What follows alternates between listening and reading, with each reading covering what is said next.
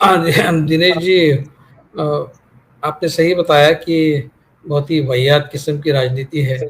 और अपना जो कुछ भी उनका उद्देश्य है उसको हासिल करने के लिए, उद्देश्य तो सत्ता का ही है और सत्ता के माध्यम से जो भी उनको करना है, एक टोटलिटेरियन, एक पर्टिकुलर किसी रिलीजन का जिसमें हावी हो, ऐसे एक राष्ट्र का निर्माण, जिसको वो लोग हिंदू राष्ट्र कहते हैं, वो उसका निर्माण, और उसके लिए फिर जितना भी नीचे गिरना आवश्यक हो, कोई प्रॉब्लम नहीं, कि कितने भी निचले स्तर तक जाना हो कोई प्रॉब्लम नहीं, ये तय है। मतलब ये तो हम लोग कई बार कह चुके हैं कि जब जो आरएसएस की आइडियोलॉजी है उसमें मीन्स जो है वो बिल्कुल ही मायने नहीं रखते, एंड मायने रखता है। और उस एंड को हासिल करने के लिए चाहे किसी भी तरह के मीन्स को आप अडॉप्ट कर लें, कोई प्रॉब्लम नहीं। अब यहाँ पर प्रॉब्लम ये है कि देखिए, अगर आपका एंड अच्छा है तो एक आध बार चलिए ठीक है, मीन्स का इस्तेमाल हम कंडोन भी कर ले, लेकिन यहाँ एंड भी खतरनाक है, एंड भी बुरा है। अभी किसी अच्छे एंड के लिए आप कुछ बुरे काम बीच में कर रहे हो और अच्छा आखिर में सब अच्छा होने वाला है तो बात अलग है, लेकिन मीन्स भी खराब है और एंड भी खराब है। ये बहुत ही मतलब इस तरह की स्थिति इस देश में कभी भी नहीं थी। होता है कई बार, गीता में श्री कृष्ण ने भी बताया है कई बार कि करना पड़ता है, अगर अच्छाई का राज लाना है तो कभी कभी इस तरह के रास्तों का को भी अपनाना पड़ता है। ये कृष्ण, भगवान कृष्ण ने कहा है। हालांकि मैं तो भगवान वगैरह में मेरा विश्वास नहीं है, लेकिन आप जिस गीता वगैरह को मानते हो उसमें, लेकिन आखिर जो है, जो एंड है, वो अच्छा होना चाहिए कभी भी। लेकिन इनको जो हासिल करना है वो भी इतना खतरनाक और इतना बुरा है, उसके लिए जो मीन्स डिप्लॉय किए जा रहे हैं वो भी उतने ही बुरे हैं, उससे भी बुरे हैं। हमको पता नहीं है कि अभी और कितना नीचे जा सकता है ये। मतलब मैं हमेशा वही उदाहरण देता हूँ कि जिस देश में ओलंपिक मेडल जीतने वाली लड़कियों को, जो हमारी देश की आन बान शान है, उनको एक किसी विकृत आदमी के लिए, उसको बचाने के लिए उनको सड़क पर पुलिस द्वारा घसीटा जा सकता है, तो फिर मुसलमानों की तो बात दूर की है, वो तो हिंदू ही है लड़कियां। और किसको बचाने के लिए? तो एक ऐसा व्यक्ति जिसके ऊपर सेक्सुअल हैरेसमेंट का चार्ज है उन लड़कियों ने लगाया है। आपके लिए क्रेडिबल ज्यादा वो आदमी है, वो लड़कियां नहीं है जिन्होंने इस देश को नाम दिया है, नाम कमाया है। इस देश का नाम जो है उनके वजह से ऊंचा हुआ है, सर ऊंचा हुआ है। और वो व्यक्ति कौन है जिनको ये बचाने की कोशिश कर रहे हैं? उसका कॉन्ट्रीब्यूशन क्या है इस देश के लिए? उसने इस देश के नाम के लिए क्या किया है? कुछ भी नहीं। वो एक सेक्सुअल प्रेडेटर है। उसको बचाने के लिए आप इस देश की आन बान शान जो लड़कियां हैं उनको बेइज्जत करते हो, उनको सड़क पर घसीटते हो। ऐसा किसी दूसरे देश में आपने होते हुए देखा है? कोई टोटलिटेरियन कंट्री भी आप देखिए, क्या वहां पर इस तरह की घटना कोई हुई है? इससे और क्या नीचे जाया जा सकता है? लेकिन ये पता नहीं, इनके पास और भी नीचे जाने के बहुत सारे रास्ते हैं, और जाएंगे ये। अभी देखिए, दिल्ली राइट्स की कुछ जजमेंट्स आए दिल्ली के कोर्ट में, उसमें ये कहा गया है कि व्हाट्सएप चैट्स जो है वो कोई एविडेंस नहीं हो सकता। वो कोरोबोरेटिव एविडेंस हो सकता है, लेकिन वो मेन एविडेंस नहीं हो सकता। उन व्हाट्सएप चैट्स में कई ऐसी चीजें हैं जिसमें वो कबूल कर रहे हैं कि हमने 2 मर्डर किए, हमने 3 मर्डर किए, जो भी है, लेकिन कोर्ट कहता है कि व्हाट्सएप चैट ये कोई कंक्लूसिव एविडेंस, मेन एविडेंस नहीं हो सकता। उसके बदौलत बहुत सारे लोगों को छोड़ दिया गया है।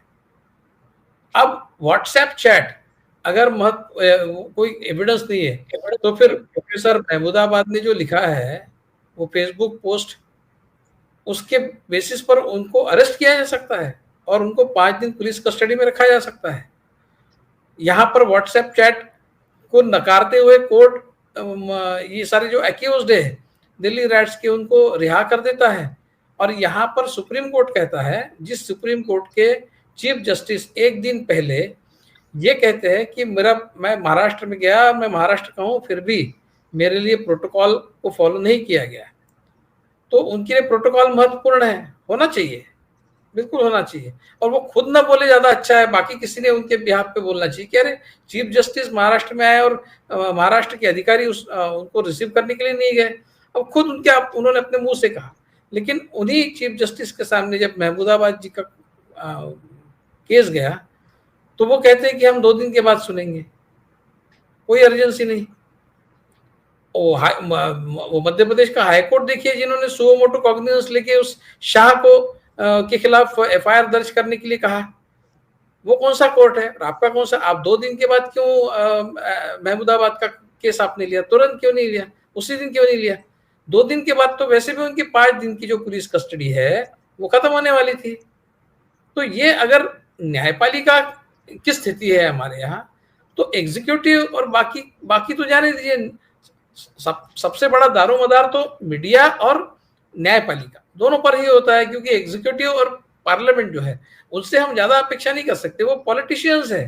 तो पॉलिटिशियंस अपने अपने तरीके से पॉलिटिक्स करते हैं, उसमें हमेशा ही कमियां रहती है।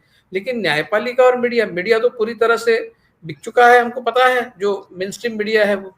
अब केवल न्यायपालिका पर दारोमदार था, वहां पर आप इंश्योर करते हैं कि वो 5 दिन कस्टडी में रह जाए। पुलिस को जो पहले दिन जब वो मजिस्ट्रेट के पास गए पुलिस, तो मजिस्ट्रेट ने एक सवाल नहीं पूछा कि इसमें क्या गलत है बताइए, तब जाकर मैं आपको कस्टडी दूंगा, इसमें क्या है प्रोवोकेटिव, क्या गलत है बताइए। मजिस्ट्रेट का काम क्या है?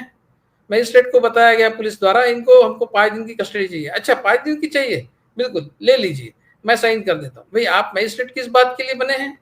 पुलिस का आदेश पालन करने के लिए। फिर पुलिस ही कर सकती है ना, वो आपका क्या काम है? और फिर सुप्रीम कोर्ट में कहा जाता है कि ये डॉग विसलिंग है।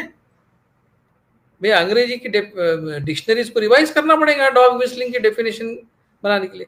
इस हद तक अगर बात नीचे गिर चुकी है, और वो कहते हैं कि इन्वेस्टिगेशन 3 आईपीएस ऑफिसर और वो हरियाणा के बाहर के हो, अच्छा बहुत मेहरबानी आपकी, जो भी है, और वो उसमें एक महिला हो, ये भी कहा। अब आप नहीं समझ पा रहे जज होके, तो वो कौन से 3 आईपीएस ऑफिसर, उनकी क्या हैसियत है, वो क्या समझेंगे वो भाषा? आप जज है ना, आपको नहीं समझ रही भाषा, और आप वो पुलिस ऑफिसर के पास प्रूफ दे रहे हैं। वो अंग्रेजी के कोई ज्ञाता है? वो काय का प्रूफ कर रहे हैं आप? किस बात का प्रूफ है उसमें? उस पोस्ट में क्या है ऐसा जो जिसका प्रूफ करने की जरूरत है?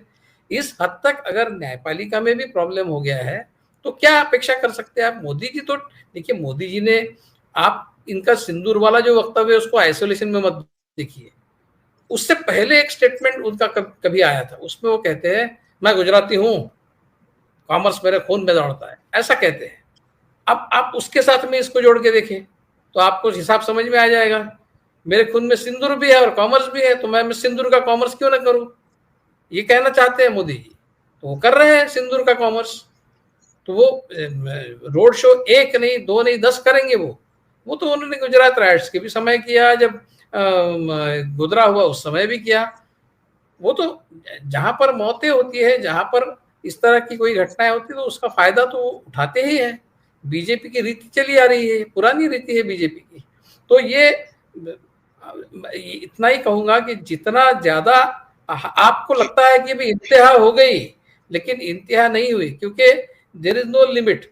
और आखिर में मैं ये कहूंगा कि ऐसा अगर वक्त आ जाए कभी कि लोग इस बात को समझ जाए कि ये लोग जो है इस देश, जितने स्टेटमेंट्स इनके एमपी और कुछ कुछ लोगों के आ रहे हैं, वो जांगड़ा फांगड़ा कहाँ से आ जाते हैं, वो क्या क्या बकवास कर रहे हैं, ये सब जो चल रहा है, और इनके जो एमपीज एमएलएज, इनके जो वीडियोज आ रहे हैं, सेक्सुअल वीडियोज जो आ रहे हैं, आप देखिए किस लेवल पर ये लोग गए हैं, कितनी गंदे लेवल पर ये लोग गए।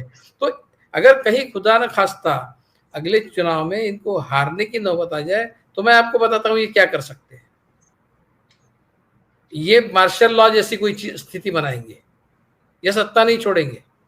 अगर मान लीजिए अपोजिशन मेजॉरिटी हासिल कर लेती है चुनाव में, तो ये वो अपोजिशन को सत्ता में नहीं बैठने देंगे।